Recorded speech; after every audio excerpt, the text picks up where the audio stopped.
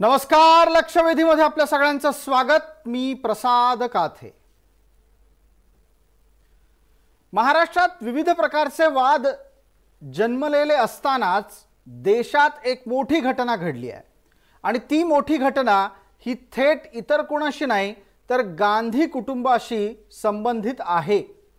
या गांधी कुटुंबानं जी प्रकाशन संस्था काढली त्या प्रकाशन संस्थेतला गडबड घोटाळा अखेरीस टप्प्याटप्प्याने समोर आला।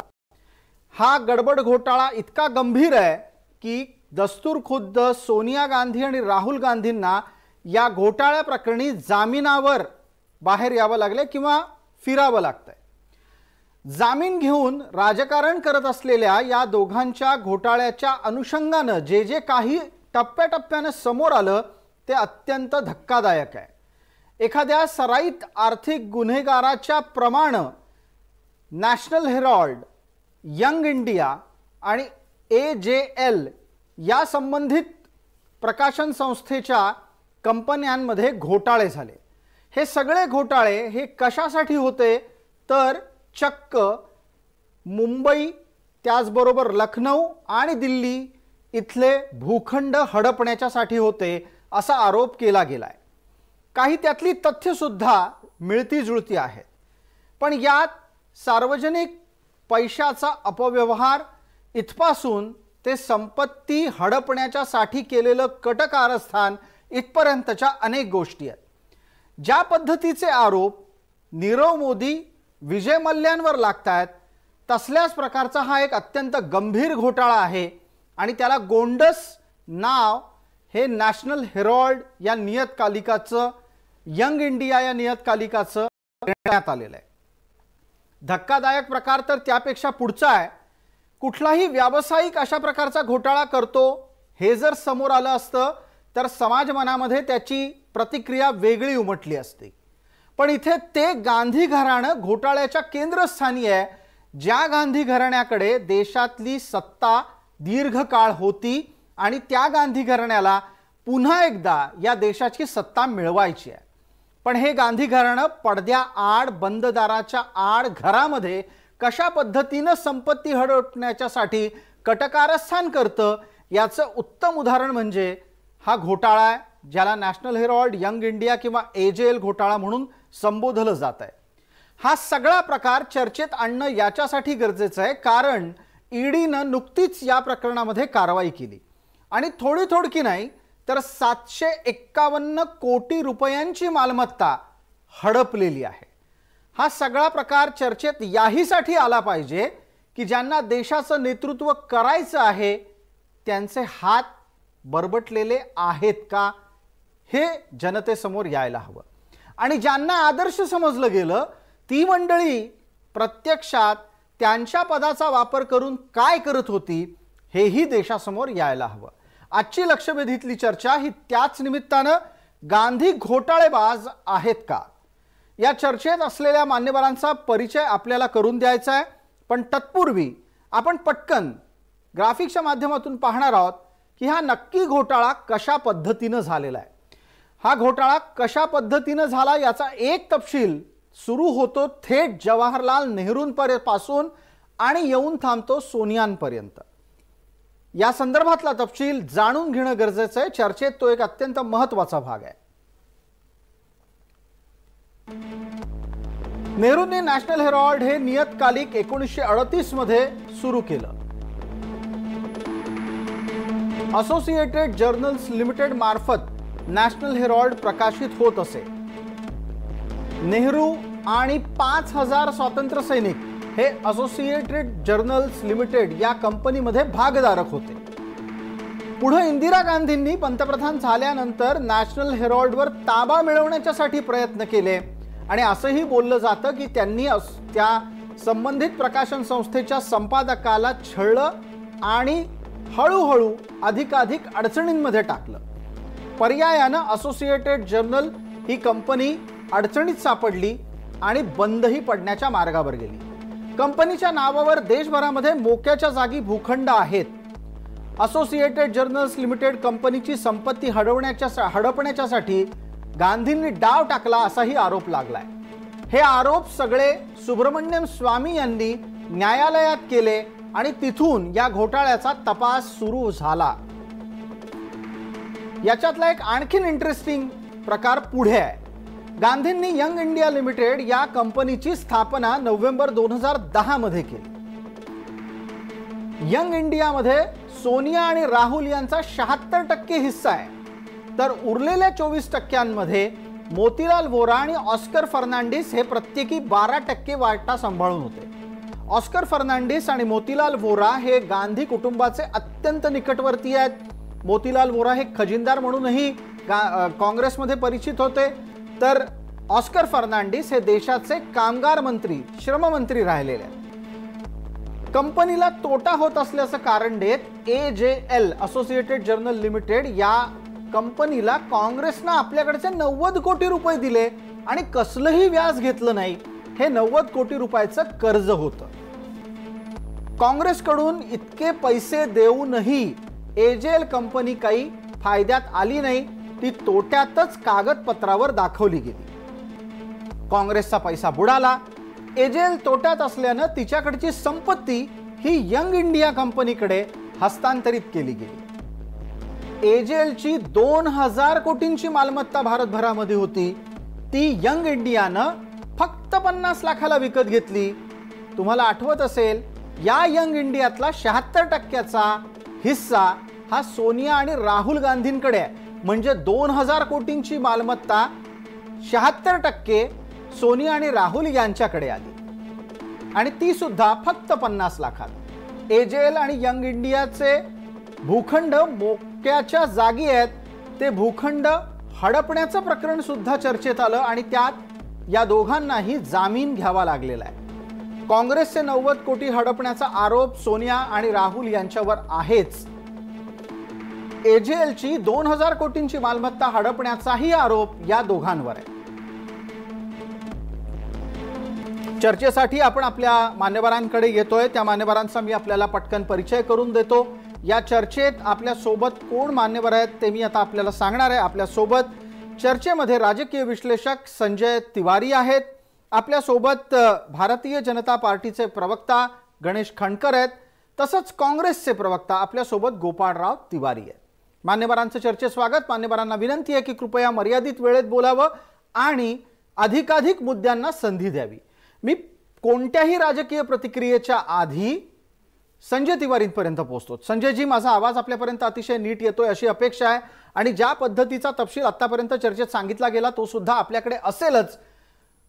मी व्यक्तिगतरित्या एक भूमिका घेईन आणि ती मांडताना आपल्या समोर असं म्हणेन की ज्या वेळेला हा घोटाळा मला कळला तेव्हा वैयक्तिकरित्या मला धक्का बसला।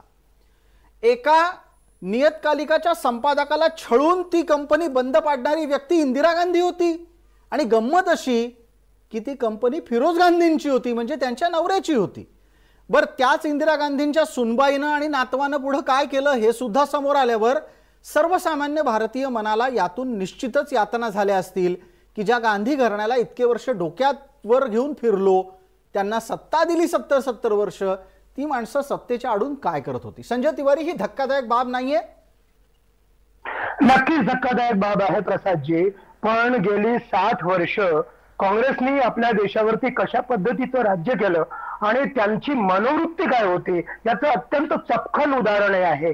दोनच प्रश्न आहेत, बाकी सगळं जाऊ द्या, बाकी सगळ्या गोष्टीवरती काउंटर क्वेश्चन्स करता येतील। दोनच प्रश्न, एक तर काँग्रेस पक्षाला बिनव्याजी का असेना पण कोणाला कर्ज देण्याची मुभा होती काय, कायदेशीर मुभा आहे का कोणत्याही राजकीय पक्षाला कर्ज देण्याची? आणि दुसरा प्रश्न, जर हे असे म्हणताय, आता मी एक नाना पटोलेंचं वक्तव्य वाचलं, ते असं म्हणतायत की याच्यामध्ये सोनिया गांधी किंवा राहुल गांधी कसलाही पैसा घेत नाही, पगार घेत नाही, मानधन घेत नाही।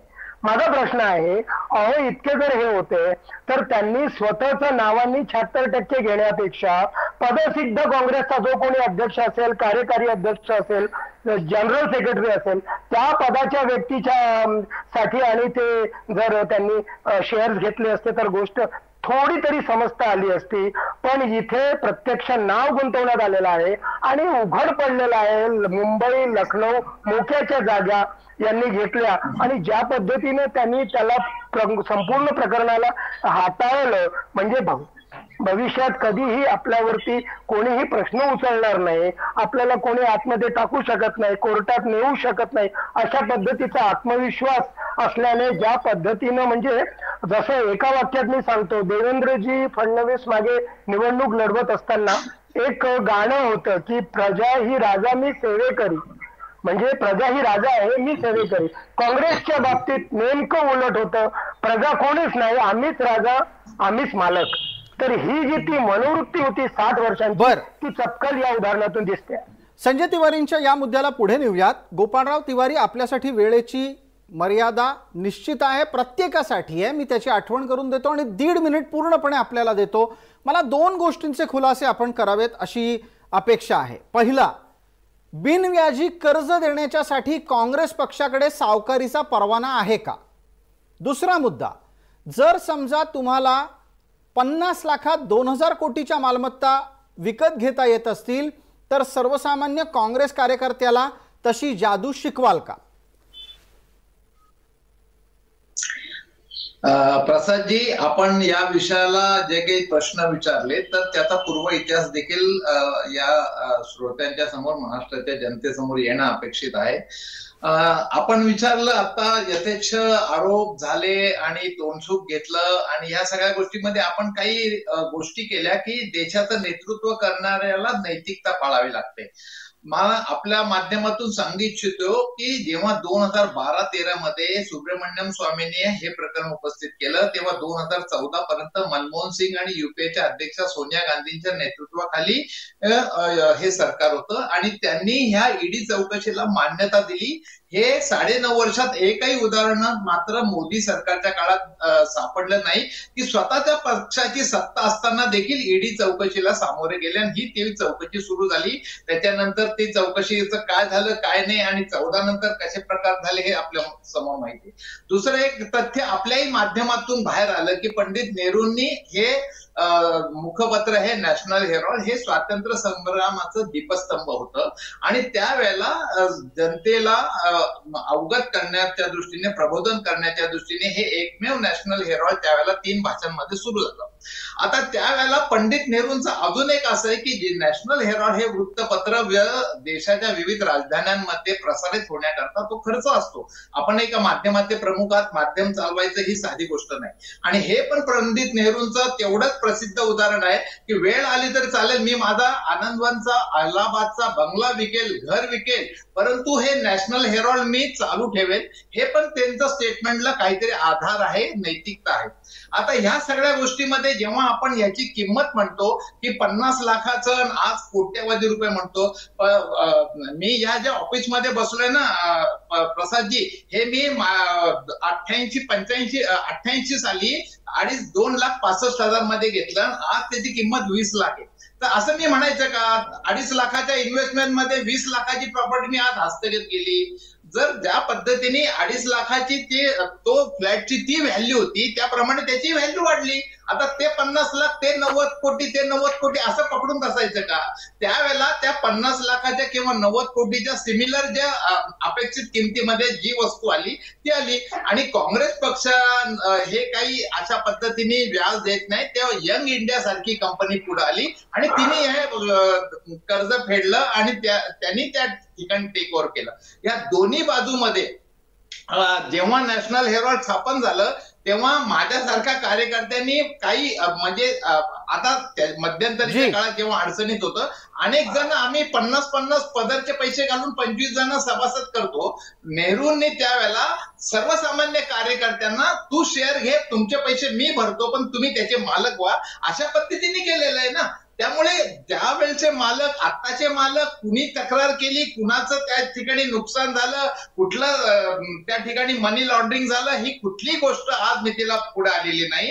आणि एक सिंगल चार्ज देखील आरोपपत्र दाखल न करता ही ईडीने केलेली कारवाई ही परत संजय राऊतांनी इतरांच्या ईडीच्या जप्त केलेल्या ऍसेट जशा परत द्याव्या लागल्या तशा ही पण द्यावीच लागणार आहे. आपण असं म्हणता आहात की जे काही घडलं ते सगळं एकदम धुतल्या तांदळासारखं होतं, नीट होतं, सगळं बरोबर होतं. पण यातला एक आणखीन मुद्दा आहे आणि ज्याची चर्चेमध्ये आपल्याला दखल घ्यावी लागणार आहे. गणेश खंडकर यांच्यापर्यंत मी त्यानिमित्तानं पोहोचतो. गणेश खंडकर, आपण मुंबईमध्ये अनेक वर्ष राजकारण करता आहात. तुम्हाला स्वतःला मी या गोष्टीची आठवण करून देतो की या नॅशनल हेराल्डच्या भूखंडामुळे मुंबईकरांचं केवढं मोठं नुकसान झालंय ते कदाचित तुम्हाला ठाऊक असेल नसेल मला माहिती नाही, पण एकदा चर्चेतला भाग म्हणून आपल्या समोर आणतो. गोपाळराव तिवारी सांगतायत की नॅशनल हेराल्डचा घोटाळाच नाही, पण याच नॅशनल हेराल्डच्या भूखंडाच्यामुळे मुंबईमध्ये कुर्ला ते वांद्रे उपनगरीय सेवा सुरू होऊ शकलेली नाहीये. कारण जी प्रस्तावित रेल्वे मार्गाची आखणी होती तो मार्ग नॅशनल हेराल्डच्या भूखंडातून जात होता आणि मला या विषयाला जवळपास पाठपुरावा करता करता 10 वर्ष झालेली आहेत. 10 वर्ष मी नॅशनल हेराल्डचा घोटाळा अत्यंत जवळून पाहतोय, त्याच्यावर अनेक बातम्या केलेल्या आहेत. या भूखंडाच्यामुळे मुंबईकरांना एक उपनगरीय सेवा मिळाली नाही. विलासराव मुख्यमंत्री असताना याच्यात आणखीन काय काय घडलं त्याबद्दल तर वेगळंच प्रकरण निघेल, पण मला आपल्याला आठवण करून द्यायचे गणेशजी खंडकर की या घोटाळ्याच्यामुळे जे मुंबईकरांना भोगायला लागलं तेही लक्षात घ्या आणि एवढं सगळं लक्षात घेऊन काँग्रेसचंही म्हणणं ऐका. काँग्रेस म्हणतंय घोटाळा झालाच नाही. मला एका गोष्टीचं आश्चर्य आहे की मी मगाशी गोपाळरावांना मी एकदम शांतपणे ऐकत होतो. प्रसादजी, मुळात असं आहे ना की घोटाळा झालेलाच नाही असं जे सारखं ते म्हणतायत, तर एक वेळ तुम्ही कार्यकर्ते म्हणून तुम्ही जे आता म्हणालात की त्यावेळेला नेहरूंनी शेअर्स इतरांचे स्वतः भरले आणि त्यांना त्यात शेअर होल्डर करून घेतलं. मग ज्या वेळेला ह्या कंपनीचं हस्तांतरण जे ठरलं की काँग्रेसने त्यांना कर्ज दिलं, ते कर्ज न फेडल्या आल्यामुळे किंवा त्याच्या आर्थिक चणचणीमुळे हे वृत्तपत्र वितरण संस्था जी काही तुमची आहे, प्रकाशन संस्था, ही बंद पडली. आणि ती बंद पडल्यानंतर ती तुम्ही यंग इंडियाला ज्या वेळेला ती हस्तांतरित केली त्यावेळेला त्या याच्यामध्ये या पंचपूर्ण प्रकरणात जे भागधारक होते, म्हणजे जी केस ज्या वेळेला 2010 मध्ये सुब्रमण्यम स्वामींच्या तक्रारीनंतर 12 मध्ये जेव्हा या विषयाला पुढे चालना मिळाली आणि त्यानंतर यामध्ये जे शेअर होल्डर्स होते त्यामध्ये जी काही नावं आली, तर ती काही नावं भारतीय जनता पक्षाशी संबंधित नव्हती. त्यात शांतीभूषण यांचे वडील आहेत, विश्वमित्रजी त्यांचं नाव होतं, न्यायमूर्ती निवृत्त काटजू आहेत त्यांचं नाव होतं. अनेक त्यावेळची कायदेशीर सल्लागार मंडळी, कायद्याचं ज्ञान असलेली मंडळी ही त्यावेळेला या तुमच्या प्रकाशन संस्थेचे भागधारक होते. मुळात या सर्व भागधारकांनी संमती दिली होती का की ही संपूर्णच्या संपूर्ण मालमत्ता ही यंग इंडियाकडे हस्तांतरित करायची? आता तुम्ही जे म्हणालात की मी ज्या ठिकाणी बसलोय ती मालमत्ता मी एवढ्या पैशाला घेतली आणि ती एवढ्यामध्ये आज त्याची किंमत झालेली आहे, मी मान्य केलं. पण मुळात यंग इंडियाची स्थापना कधी झाली? 90 कोटींचं कर्ज काँग्रेस पक्षानं कधी दिलं बिनव्याजी? तर 50 लाख रुपये आणि 90 कोटी यांच्यामधली शून्य. तिवारी साहेब, ह्याचा काहीतरी तर संदर्भ असेल की नाही? आणि मुळात ज्या वेळेला तुम्ही हे सगळे सांगताय तर मला एक कळत नाही की त्यावेळेला नेहरूंनी हे जे सुरू केलेलं होतं त्यावेळी नेहरूंचे शेअर्स किती होते? तर नेहरूंकडे फक्त 3% शेअर्स होते. त्यांच्यापेक्षा अधिक 5 शेअर्स 7 शेअर्स असलेली मंडळी त्यावेळेला होती, जी नेहरू इतकी मोठीही नव्हती किंवा नेहरू इतकी चर्चेतही नव्हती. पण ज्या वेळेला तुम्ही यंग इंडियाला ही प्रॉपर्टी हस्तांतरित करायला निघालात त्यावेळेला 76% हिस्सा हा फक्त आणि फक्त मायलेकांचा होता, सोनिया गांधी आणि राहुल गांधी. उरलेले ऑस्कर फर्नांडिस आणि मोतीलाल वोरा आज या जगामध्ये नाहीयेत. त्यांचा टक्के किती होता? तर त्यांचा उरलेला वाटा होता हा फक्त 12%. मग मला सांगा, असा कुठला तुम्ही दान धर्म करायला निघाला होतात? तुम्ही संपूर्णच्या संपूर्ण म्हणजे त्याची जी प्रॉपर्टी, आता जे प्रसादजी तुम्ही जो भूखंड म्हणालात हा पश्चिम द्रुतगती महामार्गावरनं दिसतो आणि आज त्याची किंमत ही कोट्यावधींमध्ये आहे. आणि तो भूखंड जर का 50 लाख रुपयामध्ये एखाद्या संस्थेला मिळत असेल तर गोपाळराव, तुम्हाला हात जोडून नमस्कार करतो मी. अशा संस्था अशा भरभराटीला येवोत आणि त्या कुटुंबाने गिळंकृत कराव्यात अशीच मी काँग्रेसच्या सर्व पदाधिकाऱ्यांना शुभेच्छा देऊ शकतो. गणेशजी यातला एक तपशील चर्चेत घेतो. गोपाळराव, आपल्याला चर्चेची संधी आहे, मी परत एकदा आपल्यापर्यंत येतो. संजय तिवारींना या निमित्तानं मुद्दा मांडायचा आहे. गणेश खंडकर, आपण जे म्हणालात तो पश्चिम द्रुतगती महामार्गावरचा भूखंड आहे ना, त्याच्या अजून भरपूर कहाण्या आहेत. तो भूखंड जेवढा होता त्यातला अर्धा भूखंड हा एका काँग्रेस नेत्यानेच खाऊन टाकला. तो खाऊन टाकला तो टाकला, त्या भूखंडावर इमारत उभी केली आणि त्या इमारतीमध्ये स्वतःचं आलिशान घर घेऊन टाकलं आणि आपल्या अगलबगलच्या लोकांना तिथं घर दिली. म्हणजे तुम्ही गंमत पहा, ही मंडळी केवढी महान आहेत. सोनिया गांधी राहुल गांधींनाही फसवलं काँग्रेसच्या नेत्यांनी मुंबईतल्या. त्यांनी अर्धा भूखंड परस्पर विकून टाकला. बरं, त्याच्याही पुढे या भूखंडाचा घोटाळा आहे ना, मुंबईतला फार चर्चेतला इंटरेस्टिंग घोटाळा आहे. जिथं हा भूखंड होता तिथे एक वाचनालय होणं अपेक्षित होतं. जवाहरलाल नेहरूंची ती इच्छा होती. त्यांना वाचन संस्कृती वाढावी, देशामध्ये विचार रुजावा असं वाटत होतं. पण आज तागायत तिथं वाचनालय झालेलं नाही आणि आता तिथे वाद झाल्याच्या नंतर जे बांधकाम सुरू आहे त्याच्यात कमर्शियल बिल्डिंग उभी राहते आणि एका मर्यादित जागेमध्ये वाचनालय होते. संजय तिवारींपर्यंत पोहोचूयात. संजय तिवारी, तुम्ही पण माझ्यासोबत अनेक वर्ष पत्रकारितेत आहात, तुम्हालाही हा सगळा प्रकार माहिती आहे. ही तर खूपच गंमत नाही का की सोनिया आणि राहुलना मुंबईतल्या भूखंडात काँग्रेसवाल्यांनीच गंडवून टाकलं आणि तिथं गंडवलं ते गंडवलं. कुठलाही काँग्रेसवाला याचं उत्तर देऊ शकत नाही की अहो हे 90 कोटी रुपये काँग्रेसनं द्यायला सावकारीचा परवाना कुठनं आणला. बरं, दुसरा मुद्दा, 2000 कोटींची मालमत्ता काही मगाशी म्हणाल्याप्रमाणे गोपाळराव तिवारींच्या एका क्षणातली मालमत्ता, एका काळातली नाही आहे. सौदा झाला तेव्हा त्या मालमत्तेची किंमत 2000 कोटी होती, जी 50 लाखात विकत घेतली. ही जादू कशी जमत असेल हो या लोकांना, संजयजी? प्रसादजी, जसं मगाशी गोपाळराव तिवारी यांनी छान उत्तर दिलं, मी शांतपणे ऐकत होतो. पण मुख्य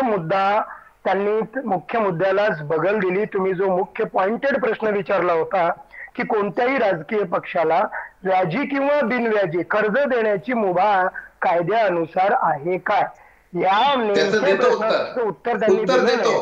बाकी सगळ्या 10 गोष्टी केल्या. मला फक्त हेच दाखवून द्यायचं आहे, तुम्ही जसं म्हणालात ही गमतीची बाब नाही आहे प्रसादजी. तुम्हाला पण माहिती आहे, एक पत्रकार म्हणून गेली 10 वर्ष आपण या विषयाला लावून धरलेलं आहे. हा संतापदायक, चिडदायक प्रकार आहे. गेली 60 वर्ष काँग्रेसने आपल्या देशावरती कशा पद्धतीनं हुकुमशाहीचं राज्य केलं, कायद्याला जुमानलं नाही, कायद्याला अगदी म्हणजे आता शब्द वापरूया नाही आपण, पण कायद्याला बिलकुल न जुमानता ज्या पद्धतीने त्यांनी ते काम केलं त्याचं हे उदाहरण आहे. आणि मला पुढे जाऊन असं म्हणायचं आहे, जर तुम्हाला कर्ज द्यायची मुभा नाही कायद्यानुसार तरी तुम्ही कर्ज देता, त्याच्यानंतर आपल्या नावाने त्याचे 76% शेअर घेता, पदाच्या नावाने नाही, तरी तुम्ही महान होता, स्वतःला महान म्हणता.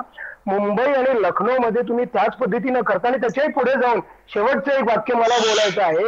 अहो, अशाच पद्धतीनं छोटे छोटे नॅशनल हेरॉल्ड देशातल्या कितीतरी शहरामध्ये आहेत. कितीतरी काँग्रेस नेत्यांनी जर त्याचा एक व्हाईट पेपर काढायचा म्हटला तर एक मोठा घोटाळा होईल. कितीतरी काँग्रेस नेत्यांनी आपल्या नावाने किंवा आपल्या शैक्षणिक दुकानदारांच्या नावाने कितीतरी नाम मात्र 5 पैसे 10 पैसे 1 रुपया दराने आणि भूखंड लाटलेले आहेत. अगदी म्हणजे MIDCतले भूखंड लाटायचे, तिथे आपली दुकानदारी उभा करायची. ती दुकानदारी अजूनही सुरू आहे. म्हणजे अशा पद्धतीनं शेकडो नॅशनल हेरॉल्ड हे आपल्या कित्येक शहरात दिसतात. बिलकुल. आणि संजय तिवारी, हा विषय आणखीन इंटरेस्टिंग यासाठी पण बनतो, गणेश खंडकरांनी त्यावर बोलावं, गोपाळराव तिवारींनी बोलावं. गोपाळराव तिवारींना आवाज पोहोचत नाही अशी त्यांची तक्रार आहे. तोही आपण मुद्दा दुरुस्त करून घेऊ. या नॅशनल हेरॉल्डच्या प्रकरणातला एक मुद्दा सोडता कामा नये. आजच्या घडीला काँग्रेस नरेंद्र मोदींना सातत्यानं हुकुमशहा पद्धतीचं राजकारण करणारा व्यक्ती म्हणून समोर आणू पाहते. गणेश खंडकर, मी मगाशी तुम्हाला जेव्हा सगळा इतिहास नॅशनल हेरॉल्डचा सांगितला त्यातल्या एका मुद्द्याकडे आपलं लक्ष वेधू इच्छितो आणि तो मुद्दा असा आहे की नॅशनल हेरॉल्ड संबंधित कंपनी जी पंडित नेहरूंनी सुरू केली ती बंद पडावी याच्यासाठी इंदिरा गांधींनी संपादकाचा छळ करून टाकला. म्हणजे आपल्या वडिलांचा पक्ष 2दा फोडला इंदिरा गांधींनी. आपल्या वडिलांची कंपनी बंद पडायच्यासाठी इंदिरा गांधींनी प्रयत्न केला. त्या इंदिराजींना आदर्शवत म्हणून काँग्रेस थोपतंय भारतावर. गणेश खंडकर, नाही बघा, असं आहे की कधी कधी इतिहास आपल्याला हवा तसा लिहायची सवय काँग्रेसला झालेली होती. या देशामध्ये आणीबाणी कुणी आणली? या देशामध्ये पक्षानं ठरवलेला उमेदवार राष्ट्रपती पदाचा सर्वात पहिल्यांदा कुणी पाडला? आपल्याच पक्षाच्या विरोधात जात. हा इतिहास आहे काँग्रेसचा. आणीबाणीच्या काळात तर जे ज्यांनी हाल अपेष्टा भोगल्या असतील त्यात त्यांनाच माहिती. आणि आज जे काही माणसं त्या आणीबाणीमधले जिवंत आहेत ते ज्या वेळेला सगळ्या कथा सांगत असतात त्यावेळेला मला खरोखर आश्चर्य वाटतं की ज्या वेळेला ही काँग्रेसची मंडळी आपल्या नेत्यांचं उदात्तीकरण करत असतात तर ते किती करावं. आता दुसरा भाग ज्यामध्ये आपण चर्चा करत असताना की ज्या वेळेला ही नॅशनल हेराल्ड कंपनीची स्थापना झाली तर त्यावेळेला तुम्ही जसं म्हणालात तर राजकीय पक्षाची काम करण्याची एक पद्धत असते. मुळात ही जी काही संस्था स्थापन झालेली होती हा काँग्रेसचा एक भाग असेल, स्वाभाविक आहे. त्यावेळेला काँग्रेस हा एक मोठा पक्ष होता आणि काँग्रेस हा काही एका घराण्याची मालमत्ता नव्हती. तर देशाच्या स्वातंत्र्य चळवळीमध्ये ज्याला काम करायचे त्याने कुठे काम करावं तर काँग्रेस पक्षामध्ये काम करावं म्हणून अनेक लोक त्या पक्षात होती. ठीक आहे. म्हणजे ज्यांचा काही त्या विचारसरणीशी संबंध जरी नसला तरी बा देशाला स्वातंत्र्य मिळवायचंय ना तर काँग्रेसमध्ये जा. म्हणजे याचं उदाहरण असं की देशाला स्वातंत्र्य मिळाल्यानंतर त्याच काँग्रेसमध्ये असलेल्या अनेकांनी स्वतःचे स्वतंत्र पक्ष काढले. राज्यांमध्ये त्यांची पुढच्या 10-15 वर्षामध्ये काँग्रेस सोडून सत्ता देखील आली. पण त्यावेळेलाही काँग्रेस होती आणि स्वातंत्र्य सैनिकांनी आपली वर्गणी देऊन आपल्या पदरमोड करून 500 जणांनी ही कंपनी स्थापन केलेली होती, प्रकाशन संस्था. ही नंतर एखाद्या कुटुंबाची मालमत्ता कशी काय होऊ शकते, माझा हा मोठा प्रश्न आहे. ठीक आहे, याच्यावर उत्तर घेऊयात. वेळेची मर्यादा आहे. गोपाळराव तिवारींपर्यंत पोहोचायचं आहे. त्यांच्याकडे अनेक मुद्दे आहेत, उत्तरं तयार असतील अशी अपेक्षा आहे. गोपाळराव मुद्देसूद बोलतील असंही माझं एक नम्र अपेक्षेतलं निवेदन त्यांना असणार आहे. गोपाळराव पूर्ण 1.5 मिनिटाचा वेळ आपल्याला देतोय. प्रश्न थेट आहेत, स्पष्ट आहेत. मुद्दा लक्षात घ्या, जी संस्था स्वातंत्र्य सैनिकांनी उभारली ती एका कुटुंबानं का ताब्यात घेतली, का बळकावली? म्हणजे आपल्या वडिलांनी अर्थात जवाहरलाल नेहरूंनी जे स्वप्न पाहिलं होतं त्याला पहिला सुरुंग इंदिरा गांधींनी लावला, नंतर सोनियांनी लावला, नंतर राहुलनी पण लावला. आपल्या पूर्वजांच्याच अपेक्षांना सुरुंग लावण्याचं काम गांधी घराण्यात का होतं? आणि दुसऱ्या बाजूला हे असे भारताचे आदर्श असू शकतात का? हे दादांत खोटं आहे. गांधी घराण्याकडे जर बघितलं तर नैतिकते आणि त्याग आणि योगदान मध्ये त्यांचं आजही कोणी हात धरू शकणार नाही ही वास्तवता आहे. 9.5 वर्ष तब्बल सत्तेवर राहून सुद्धा एक साधं आरोपपत्र गांधी घराणं काँग्रेसचे नेतृत्व सोडा कुठल्या युपीएच्या नेत्याच्या विरुद्ध करू शकले नाही तुम्ही. ही काय तुमची कार्यक्षमता आहे? हे नुसतंच आरडाओरड करायची. आणि ईडी म्हणजे ज्या ईडीनी मनमोहन सिंगच्या काळात ही चौकशी केली राजरोस, असं एकही उदाहरण भाजप आणि मोदी सरकार दाखवू शकत नाही. मात्र इलेक्शन ईडीचा अर्थ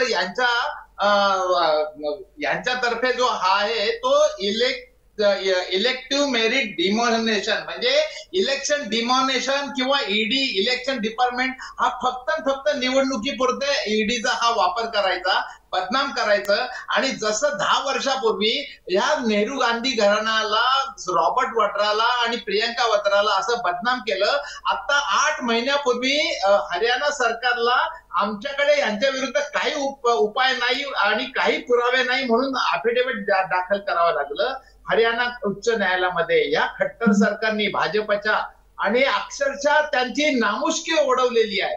ह्याच रॉबर्ट वाद्रा आणि प्रियंका वाद्रांना असंच बदनाम केलं गेलं होतं. त्यामुळे ह्या बोलण्याला अजिबात तथ्य नाहीये. मला एक सांगायचंय की 500 जणांचं जे काही आपण त्यावेळेला जे या शेअर होल्डरचे जे यांच्या नावाने जे करून घेतले ना, तेव्हा कपिल सिब्बलने सुप्रीम कोर्टात सांगितलेलं आहे की सगळ्यांच्या एनओसी घेतलेल्या आहेत, हे कोर्टात का नाही मग केस फाईल करत? हे फक्त इलेक्शन पुरतं गांधी घराण्याला बदनाम करायचं, त्यांना त्यांच्या नावाने काही प्रतिमा डागाळायचा प्रयत्न करायचा, याच्या व्यतिरिक्त यांना काहीच करता येत नाहीये. हे भ्रष्टाचाराची चौकशी करू शकत नाही. त्या अनुराग ठाकूरला हायकोर्टाच्या लोढा कमिटीने सस्पेंड केलं, त्याला हे अर्थराज्यमंत्री करतायत. अहो, तुमच्याकडे जर मोदी तर भ्रष्टाचाराचे पाडे वाचतात, त्या नेत्यांना तुम्ही पवित्र करून घेताय. अरे तुमच्याकडे भ्रष्टाचाराच्या विरुद्ध बोलायची नैतिकता नाही हो, अजिबात नाही. ठीक आहे, पटकन गणेश कणकर 30 सेकंदात. गणेश कणकर, वेळेची मर्यादा आहे, 30 सेकंदात उत्तर द्या. नाही, गोपाळ तिवारी तुमचं मी अभिनंदन करतो. सांगा ना, तुम्ही 9.5 वर्षात 9.5 वर्षात काय केलं तुम्ही जे काही 9.5 वर्षात काय केलं सांगा. तुम्ही जे काही आता सांगताय ते प्रचंड योगदान आहे. जवाहरलाल नेहरू 17 वर्ष देशाचे पंतप्रधान राहिले, इंदिरा गांधी 15 वर्ष राहिल्या, राजीव गांधी 5 वर्ष राहिले, मनमोहन सिंग 10 वर्ष पंतप्रधान राहिले. पण त्या फायली सर्व त्या सोनिया गांधींच्या मंजुरीसाठी जात होत्या. म्हणजे लोकांनी पुन्हा निवडून दिलं ते विश्वास. ठीक आहे मुद्दा भरकटता कामा नये, मुद्दा भरकटता कामा नये. नॅशनल हेराल्ड प्रकरणामध्ये केले गेलेले आर्थिक व्यवहार हा विषय चर्चेचा होता. वेळ मर्यादेमध्ये आपण या चर्चेला आटोपतं घेणं गरजेचं आहे. आपण सर्व मान्यवर चर्चेत सहभागी झालात त्याबद्दल आपले मनपूर्वक आभार. लक्षवेधीच्या या चर्चेत तुर्तास इतकंच. सर्व प्रेक्षकांना जय महाराष्ट्र.